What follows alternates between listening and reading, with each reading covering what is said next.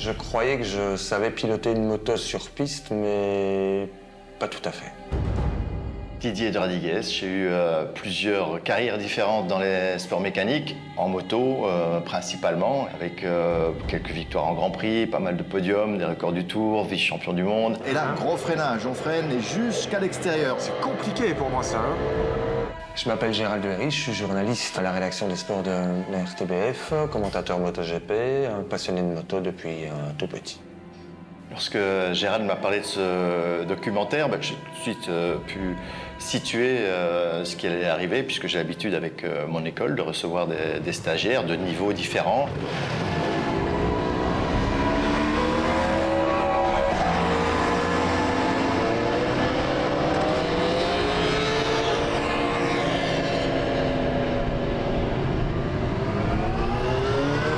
Gérald, est-ce que tu m'entends? Tu m'entends? Ah, parfait, ok, génial. Gérald, tu as déjà roulé à Mété, je pense. Oui, donc tu connais les circuits. Tu as une moto qui a 0 km, pneus neufs.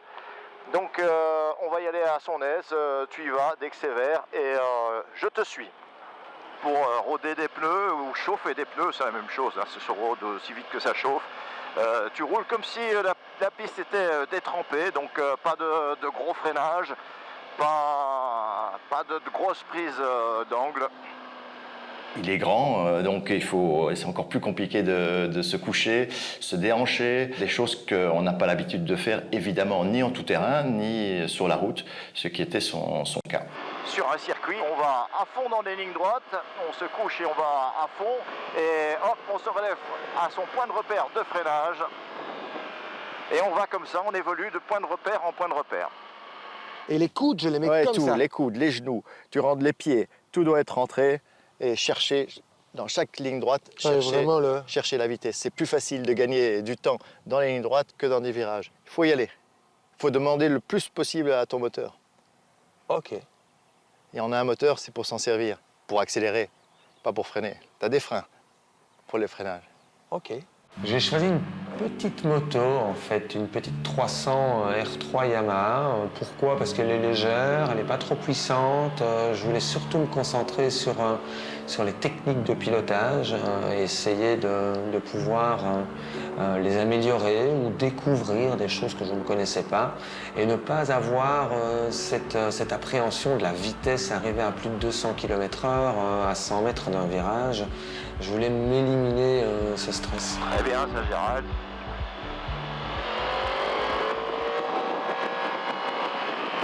Là, on reste bien à gauche et on pique à droite. On redresse la moto et on accélère et on se couche. Très vite, j'étais rassuré parce que j'ai vu que Gérald maîtrisait, qu'il n'était pas foufou, qu'il y allait petit à petit. Et puis surtout, l'excellente surprise que j'ai eue, c'est que Gérald apprend très très vite. C'est un garçon intelligent, je l'avais déjà remarqué, mais ça permet d'emmagasiner des informations parce qu'il y a plein d'informations au début. Bon, évidemment, c'est une 300. Oui, donc ça n'avance pas, quoi. Mais à fond, jusqu'au point de repère. Ton point de repère, j'ai vu, c'est à peu près à 100 mètres, là. Un peu après. Un peu après même, voilà. Et là, gros freinage, on freine jusqu'à l'extérieur en passant... Là, je peux continuer à freiner dans le virage jusqu'ici. Jusque là. Ah, donc je peux freiner beaucoup plus tard, et puis, c'est la sortie. Et on redresse, on accélère, et puis de nouveau virage. On reste bien rester à gauche, ça c'est compliqué. On pique à droite, on redresse, on accélère. Bon, il y a du boulot quand même. Il y a quelques trucs à améliorer. Et puis déhancher. Alors sortir le genou, ça va encore, mais il faut sortir tout le haut du corps. Et ça, c'est vraiment beaucoup plus compliqué parce que moi, en fait, quand on est sur la piste, on a l'impression que si on déhanche trop, à un moment, on va tomber ou on va faire glisser la moto. C'est vraiment quelque chose de très mental. Quand on voit à la télé certains pilotes, on dit oh, c'est facile à faire, mais une fois qu'on monte sur circuit, on se rend compte que c'est pas si facile que ça. Et pour vraiment être bon sur circuit, je pense que c'est vraiment nécessaire de passer par une école de pilotage et avoir les bonnes astuces et les bonnes informations pour avoir la bonne technique de pilotage. C'est mieux de venir à un stage que de faire 3 track days, je trouve, par exemple. Même Valentino Rossi avait un coach qui allait en bord de piste, donc c'est sûr que les petits détails, on peut aussi les voir à l'œil. Sors bien le haut du corps aussi, le coude, tu fais comme si tu voulais mettre le coude par terre ou comme si tu voulais également embrasser ta main avec ta bouche. Donc tu te rapproches vraiment. Il faut avoir une analyse, une vision et une capacité de réaction pour pouvoir changer certaines choses qui doivent être instantanées. Et le mental en moto aujourd'hui, c'est vraiment 90% de la performance. Allez, viens embrasser ta main. Abaisse ta tête vers ta main, voilà. Voilà. Et pareil, de l'autre côté. Ah, parce que là, je le fais pas du tout, moi. C'est compliqué pour moi, ça. Hein. Autrement, c'est pas mal. Hein. La position, franchement, c'est pas mal. Didier a un cran au-dessus parce qu'il travaille déjà avec des vidéos, qu'il y a beaucoup d'écoles qui ne travaillent pas avec des vidéos. Ils font plusieurs groupes avec pas beaucoup de pilotes, donc ils travaillent vraiment à la perfection. Et à s'arrêter dans chaque virage, et donc il y a un coach dans chaque virage, et regarder, parler après, donc non, ça aide. Viens te déhancher. Déjà sur le freinage, tu peux te déhancher. Et tu restes déhanché jusqu'à ce que la moto soit droite. Tu es déjà déhanché en position avant d'attaquer le freinage. Comme ça, tu fais pas bouger la moto sur le freinage. Tu es déjà en position. Tu attaques le freinage, gros freinage, bien freiné, fort, très fort. Allez, déhanché, voilà, comme ça. Prends la corde assez tard, de façon à pouvoir redresser la moto et accélérer. Prends bien les cordes, hein, contre la ligne blanche. Et ça, tu vois, je le savais pas. Moi, je croyais que quand je redressais la moto, je devais me remettre droit sur la moto. Ah non, au contraire. Tu déhanches encore plus pour redresser la moto. Ah, et donc pour redresser la moto, je fais comment? Voilà. Si tu sors plus le corps, Ouais. eh bien, tu vas pouvoir redresser un peu la moto. Ah oui, là, pousser. Le point le plus important à travailler avec Gérald était comment aborder un virage. Le fait d'avoir fait du tout-terrain, sans doute, et de la route aussi, faisait que Gérald prenait les virages vraiment enroulés. Ben oui, je lui dis, moi, j'ai fait pas mal de trial, de motocross, et c'est plutôt en finesse et tout que j'aime rouler. Et je trouve ça beau, en fait, en tout terrain, et c'est ce qui permet aussi d'aller vite sans se fatiguer. Oui, mais ici, c'est différent. Moi, j'ai plutôt tendance à essayer d'être fluide partout. Confort. Comme je peux l'être sur la route, confort. Voilà, ça c'est la route.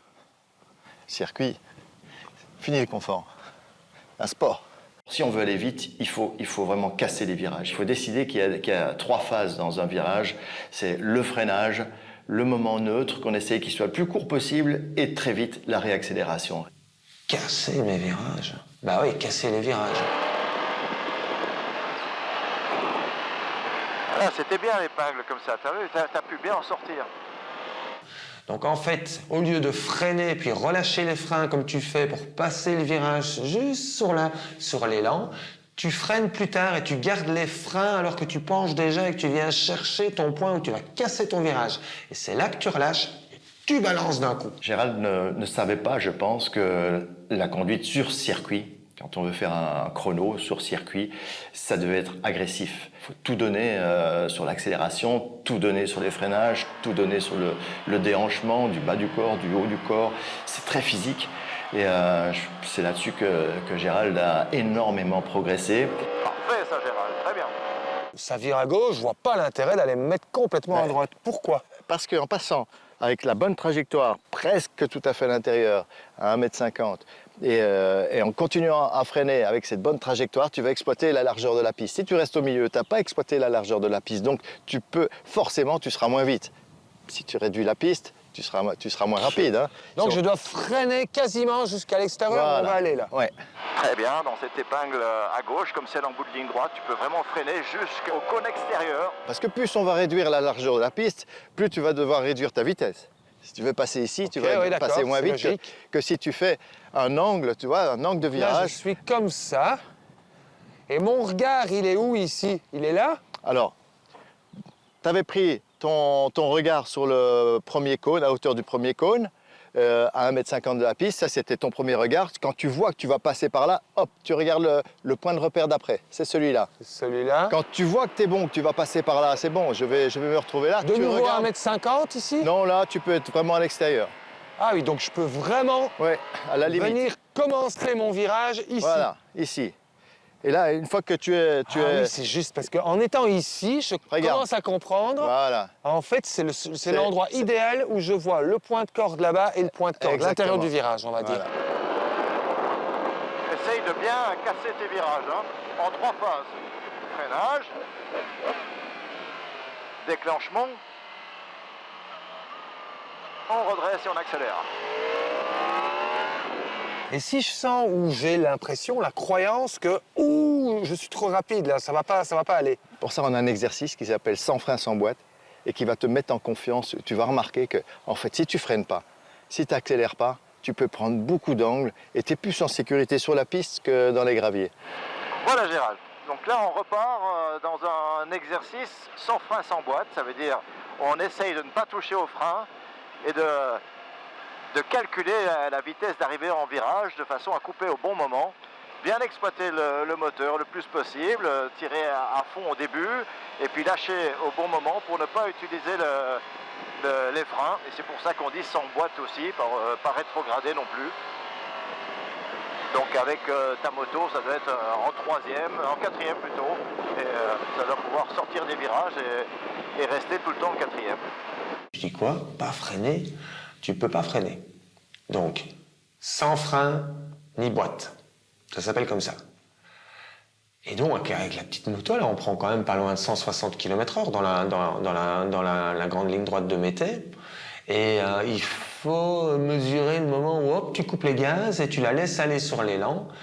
Et en fait, c'est intéressant parce qu'on se rend compte qu'il y a ce qu'on pense dans notre cerveau. Oh, ça va être trop vite, je vais arriver trop vite dans le virage, je vais me retrouver dans le bac à sable. Et puis à chaque fois, en fait, je coupe trop tôt. Donc l'idée, c'est de couper de plus en plus tard. Et puis sans frein, ça permet de rentrer vraiment quelquefois avec plus de vitesse dans le virage et de beaucoup mieux gérer certaines appréhensions. Très bien. Voilà, tu te redresses bien pour bien freiner. Là, tu peux comprendre pourquoi les pilotes MotoGP sortent la jambe pour se freiner encore un peu plus.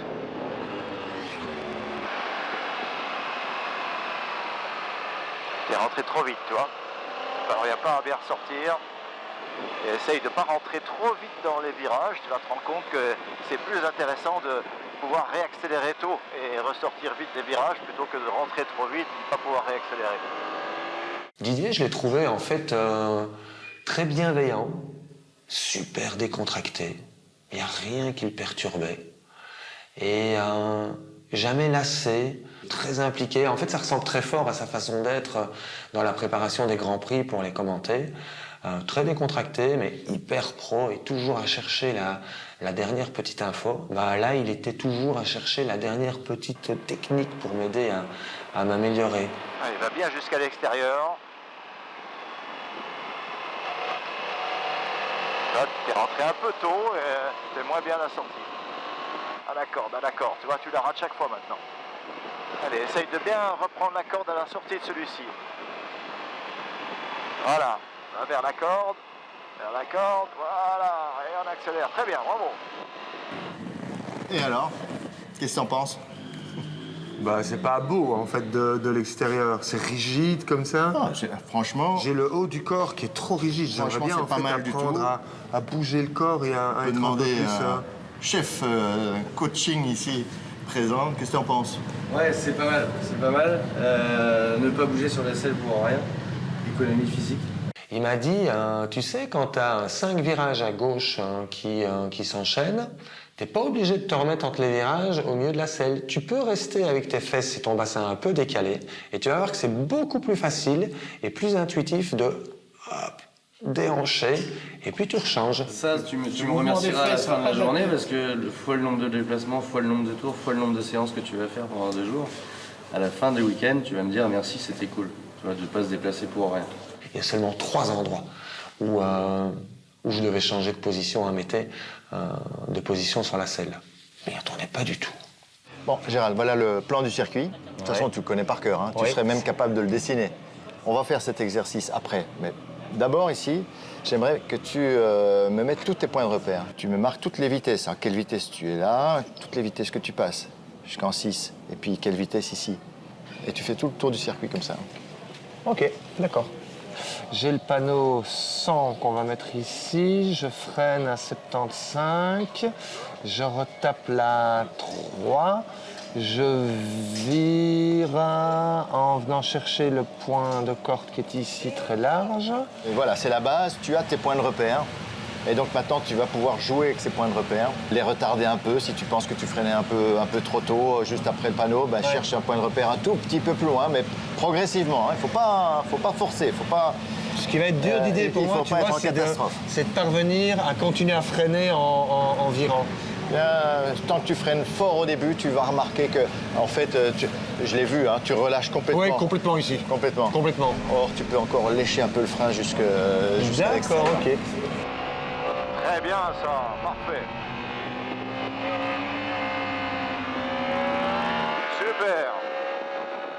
J'ai eu beaucoup de plaisir à travailler avec Gérald parce qu'il a ce profil du stagiaire qui va progresser parce qu'il va emmagasiner, il va appliquer les conseils que je lui donne et il va progresser très vite. C'est un peu un artiste. Gérald, donc il faut le rassurer d'abord, il faut un peu le forcer à être agressif, c'est pas dans sa nature, il faut le forcer, il y en a d'autres qu'il faut calmer parce qu'ils sont trop impulsifs, trop énervés. Non, Gérald, il calcule bien, il fait attention, il est toujours concentré, il y a pas mal de sécurité et surtout s'il est rassuré, alors il peut vraiment progresser.